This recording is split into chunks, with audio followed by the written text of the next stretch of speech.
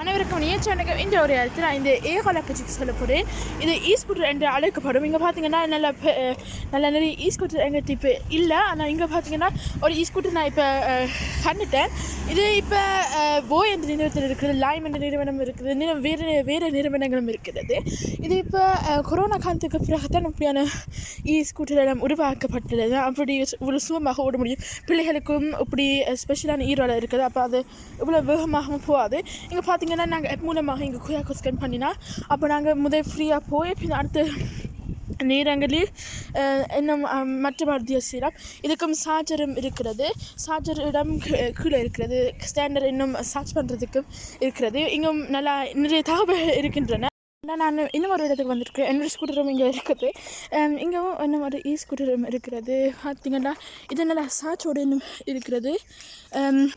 இங்கவும் 2 பேர்களும் பைக் கூட ஓடினார்கள் என்றது சத்தம் மூலமாக கேட்க முடிந்தது. இப்போது நாங்கள் அந்த ஒரஞ்சான் இருக்கிறதுக்கு போவோம். அரை மணி நேரத்துக்கு பிறகு இன்னும் திரும்பி இங்கே வரும்போது இங்கே கடைசியான ஒரு வீடு எடுத்து முதல் தொடங்கும் போது அப்போ இப்போது இங்கே ஒரு ஈரோடா இப்படி விழுந்து கிடக்குது. எடுக்கவும் கஷ்டமாக இருக்குது.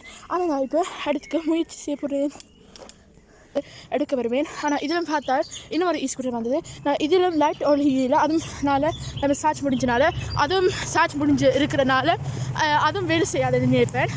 இதை பார்த்தா இவ்வளோ ஸ்கூட்டரை சும்மா எறிகிறாங்க. அவை நினைப்பேன், ஓ இது பாவனையாக இருக்காதுண்டு. அப்போ நான் சும்மா எரிஞ்சிட்டு வருவேன்.